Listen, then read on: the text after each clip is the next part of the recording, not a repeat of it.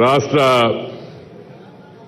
ముఖ్యమంత్రి వర్యులు మిత్రులు శ్రీ రేవంత్ రెడ్డి గారు, ఉప ముఖ్యమంత్రి బట్టి విక్రమార్క గారు, శ్రీ కృష్ణారావు గారు, అలాగే ఇతర మంత్రివర్యులు ఈరోజు నాతో పాటు పద్మ విభూషణ్ అందుకున్న యొక్క మనందరికీ ఇష్టమైన సినిమా కథానాయకుడైన యొక్క చిరంజీవి గారు, అలాగే తెలంగాణ నుంచి పద్మ అవార్డులు వచ్చినట్టు మిత్రుల కాస్త ప్రశాంతంగా ఉన్నారు, సమయం కూడా తక్కువ ఉంది.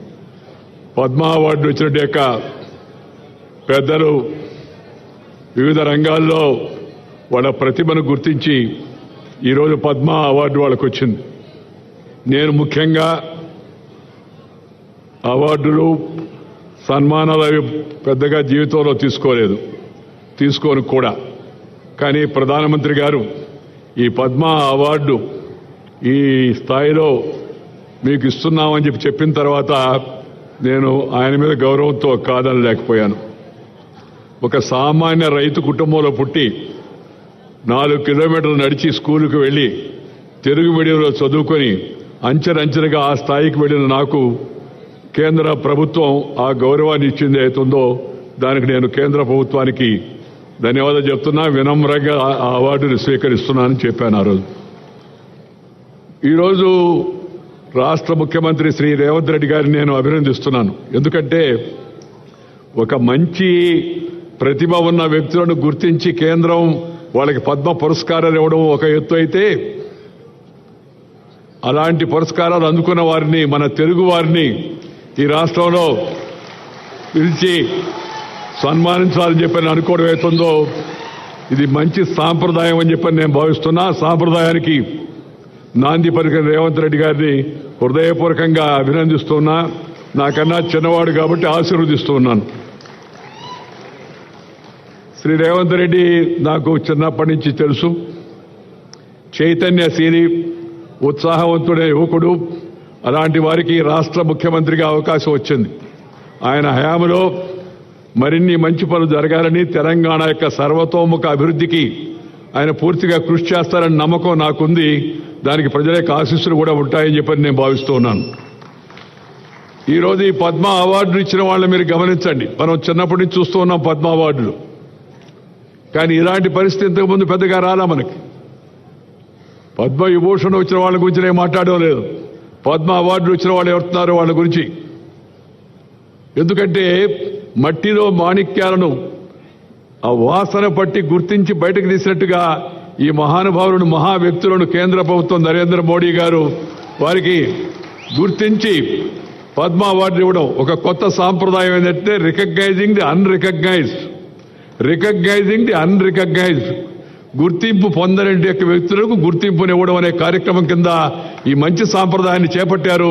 వారికి కూడా నేను శుభాకాంక్షలు అందజేస్తూ ఉన్నాను. నా తోటి మిత్రుడు, ప్రేమపాత్రుడు శ్రీ చిరంజీవి గారికి పద్మ విభూషణ్ లభించినందుకు నా సరసన నాకు ఎంతో సంతోషంగా ఉంది. ఎందుకంటే నేను ఎప్పుడు ఆయన నటనా సామర్థ్యాన్ని గురించి, ప్రతిభను గురించి చెప్తూ ఉంటాను. గతంలో కూడా చెప్పాను, మీ సౌకర్యార్థం మళ్ళా కూడా చెప్తూ ఉన్నాను. తెలుగు కళామ తల్లికి 2 కళ్ళు స్వర్గీయ నందమూరి తారక రామారావు గారు, అలాగే అక్కినేని నాగేశ్వరరావు గారు. తెలుగు కళామ తల్లికి 2 కళ్ళు స్వర్గీయ నందమూరి తారక రామారావు గారు, అక్కినేని నాగేశ్వరరావు గారు అయితే 3వ కన్ను శ్రీ చిరంజీవి గారని చెప్పిన సందర్భంగా నేను మనం చేస్తా ఉన్నాను. ఈ విషయం నేను ఇవాళ చెప్పడం లేదు, ఆయనకు అవార్డు లభించింది కాబట్టి అని.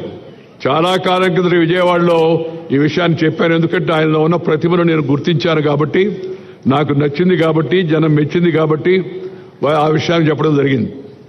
ఎందుకంటే మరి తన నటనా కౌశల్యం ద్వారా ప్రజానికాన్ని రంజింప చేయడం, దానికోసం నిరంతరం శ్రమిస్తూ ఉండడం ఒక ఎత్తు అయితే, ఆ నటనలో కొన్ని ప్రమాణాలు పాటించి అసభ్యతకు, అశ్లీలతకు, హింసకు పెద్దగా తావివ్వకుండా నటన కొనసాగించడం అవుతుందో చిన్న విషయం కాదు. ఆ విషయంలో చిరంజీవి గారిని ఇతరులు కూడా ఆదర్శంగా తీసుకోవాల్సిన అవసరం ఎంతో ఉంది. రెండవది మన యొక్క ప్రజా జీవనంలో ఉన్న వాళ్ళందరూ భారతీయ సంస్కృతిని పాటించి share and care is the core of Indian philosophy.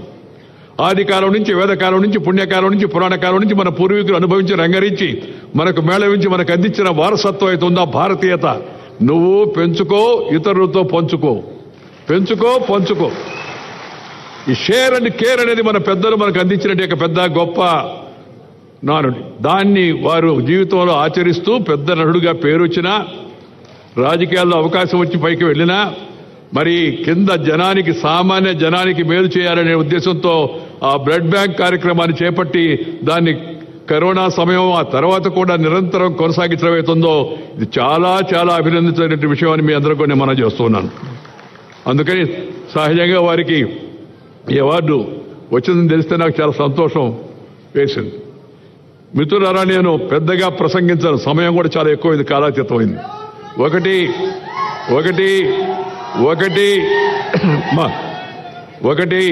ఒకటి ముఖ్యమంత్రి గారిని నేను అభినందించాను, ఇందాక కేంద్ర ప్రభుత్వాన్ని అభినందించాను, ఈ పద్మ అవార్డు వాడు ఇచ్చిన అందరిని అభినందించాను. జీవితంలో పట్టుదల ఉంటే, కృషి ఉంటే ప్రతి ఒక్కరు కూడా ఉన్నత శిఖరాలకు చేరుకోవచ్చు అనేది ఈ యొక్క అందరి యొక్క జీవితాల గురించి మనం కొత్త యువతరం, నవతరం తెలుసుకోవాల్సిన విషయాన్ని మీ అందరికి కూడా మనం చేస్తూ ఉన్నాను.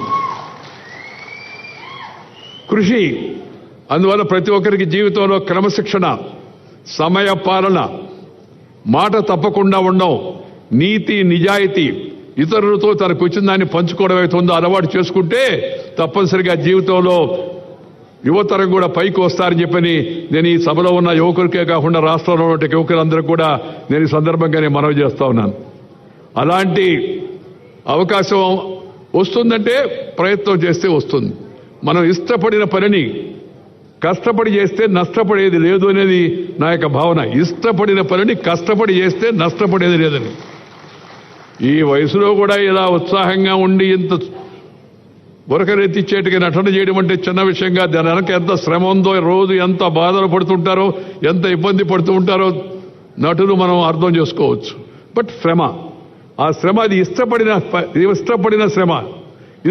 శ్రమని కష్టపడి చేస్తే నష్టపడేది లేదు, మంచి గుర్తింపు వస్తుంది. దానికి వారి యొక్క జీవితం కూడా ఒక ఉదాహరణ చెప్పని సందర్భంగా నేను మనవి చేస్తా ఉన్నాను. ప్రజా జీవనంలో ఉన్న వ్యక్తులు కొన్ని విలువలు పాటించాలా. ఇందాక వారు చెప్పారు కదా, సాంప్రదాయాలు పాటించాలా. నేను ఈ వేదిక సందర్భంగా అందరికీ కూడా కోరేది ఏంటంటే, జీవితంలో మనకందరికీ అవకాశం రాదు, వచ్చిన అవకాశాన్ని మంచిగా ఉపయోగించి కొన్ని ప్రమాణాలు నెలకొల్పండి, కొన్ని విలువలు కాపాడండి. ఈ మధ్యకాలంలో అసెంబ్లీలలో, పార్లమెంట్లో వివిధ స్థాయిల్లో జరుగుతుంటే గలాటాలు ప్రజల్లో చాలా ఆందోళన కలిగిస్తూ ఉన్నాయి. One way it is demoralising the people. Keeping that in mind, one must correct himself and herself. ప్రతి ఒక్కరు కూడా తమ జీవితాన్ని సరిదిద్దుకునే ప్రయత్నం చేయాల్సిన అవసరం ఎంతో ఉంది. అవసరమైన వాళ్ళందరూ ప్రజాప్రతినిధులు అంటే ఆ ఎంపీలు. నేను చైర్మన్గా ఉన్న రాజ్యసభకి 5 ఏళ్ల పాటు, అంతకుముందు మంత్రిగా ఉన్నాను పార్లమెంటరీ అఫైర్స్, అలాగే ఇతర మంత్రిత్వ శాఖల్లో ఉన్నాను, చూశాను. ప్రతిపక్షంలో ఉన్నాను, అధికార పక్షంలో ఉన్నాను. మనము మన ప్రవర్తన జనమంతా చూస్తూ ఉంటారు, అభినందిస్తూ ఉంటారు. నాకు పాత రోజులు బాగా గుర్తు. నేను యువకుడిగా అసెంబ్లీకి వచ్చినప్పుడు నేను జైపాల్ గారు మాట్లాడుతూ ఉంటే రాష్ట్రంలో ప్రతి ఒక్కరు కూడా సాయంత్రం 6 గంటల 15 నిమిషాలకి రేడియో పెట్టుకునేవాళ్ళు. అప్పుడు టీవీలు లేవు. ఇందాము ఏం చెప్పారు వీళ్ళని, నువ్వు కష్టపడితే మంచిగా జనం కోసం పనిచేస్తే నీ మంచి ప్రవర్తన బాగుంటే జనం దాన్ని ఆదరిస్తారు. అందుకు నేను సొంతంగా అనుభవం చెప్పాను. ఆ రాజకీయాన్ని ఇప్పుడు నేను ఇక్కడ చెప్పదలుచుకోలేదు.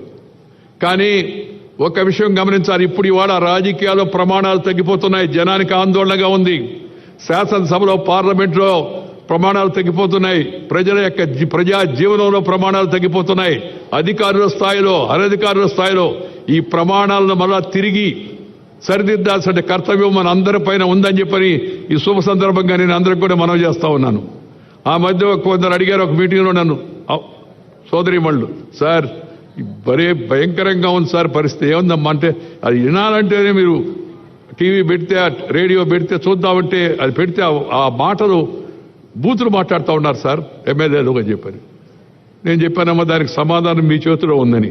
మా చేతిలో ఎట్టుంటుంది సార్, వాళ్ళు జోలికిపోతే మమ్మల్ని ఏమైనా చేయరా అన్నారు. ఏం లేదమ్మా, మీ చేతిలోనే ఉంది. ఈ బూతులు మాట్లాడే వాళ్ళకి పోలింగ్ బూతులోనే సమాధానం చెప్పండి అని చెప్పాను. వాళ్ళకి ముందు అర్థం కాల, ఏంద్రా బూతులు మాట్లాడేవాడికి బూతులో సమాధానం చెప్పండి అడిగినాని. పోలింగ్ బూత్లో లోపలికి వెళ్ళి గుండె ముసుగేసి ఉంటుంది, లోపల బటన్ నొక్కితే ఫినిష్ అయిపోద్ది కార్యక్రమం. ప్రజాస్వామ్యంలో ప్రజలు రుజువర్తన లేని వారిని, నీతి నిజాయితీ లేని వారిని, ఇతర విషయాలపై ఆధారపడి జనాన్ని రెచ్చగొట్టి గెలిచే వాళ్ళని తగిన గుణపాఠం వాళ్ళకి చెప్పాల్సిన అవసరం ఉంది. సమయం ఆసన్నమైంది. ప్రజలు మంచిగా ఉండేటికి ఎన్నుకున్నాను కానీ ఎన్నుకుంటే ప్రజలకు కూడా మంచి జరుగుతుంది. కులం పేరుతో, మతం పేరుతో, వర్గం పేరుతో, వర్ణం పేరుతో, జిల్లా పేరుతో, భాష పేరుతో జనాన్ని చీల్చే ప్రయత్నాలు చేయకూడదు. అందుకని నేను ఎప్పుడు ఒక మాట చెప్తుంటాను, ఆ మాట చెప్పి ముగిస్తాను. Character, calibre, capacity and conduct ఉన్న వ్యక్తులను ఎన్నుకోవాలా. 4 Cలు character, calibre, capacity and conduct ఉన్న వ్యక్తులను ఎన్నుకోవాలా. రాజకీయంలోనే కాదు, ఏ రంగంలోనైనా సరే అలాంటి వాళ్ళని ప్రోత్సహించాలా. కానీ కొంతమంది నాయకులు కొత్తగా కనిపెట్టారు 4 Cలు. ఆ సీలు కష్టం కదా, అందుకని దాని ప్లేస్లో కొత్త సీలు కనిపెట్టారు. ఏందయ్యా కొత్త సీల్ అంటే? Caste, community, cash, criminality. ఆ సీలు బదులు ఈ సీలు. కానీ నేను వాళ్ళకి కూడా చెప్పదలుచుకున్నది, తాత్కాలికంగా ఒకసారి ఉపయోగపడవచ్చేమో, కానీ ఎల్లకాలం అది మనం రక్షించదు. కాబట్టి అందరూ కూడా ఆ లక్షణాలను వాటిని దూరంగా పెట్టి మంచితనంతో మంచిగా ప్రజలకు మేలు చేసే ప్రయత్నం ప్రజాప్రతినిధులు చేయాలని సందర్భంగా మనవి చేస్తూ, ప్రతిభ ఉంటే పురస్కారం లభిస్తుంది, దానంతటదే, దాని గురించి ఆలోచించాల్సిన అవసరం లేదని చెప్పని మరొకసారి చెప్తూ తెలంగాణ ప్రభుత్వానికి నేను అభినందనలు తెలియజేస్తూ, మరి నాకు రేవంత్ రెడ్డి గారు చెప్తే నేను చెప్పానయ్యా, మామూలుగా నేను సన్మానాలు పెద్దగా అంగీకరిస్తాను, దట్టు ఈ అవార్డు వచ్చిన సందర్భంగా అంటే, లేదు సార్ ప్రభుత్వం తరఫున మా తెలుగువాడిగా మీకు ఈ అవార్డు వచ్చినందుకు మేము ప్రభుత్వం తరఫున సన్మానిస్తామని చెప్పారు. అందుకని నేను వెంటనే అంగీకరించాను. ఇవాళ ఈ కార్యక్రమంలో పాల్గొంటున్నాను.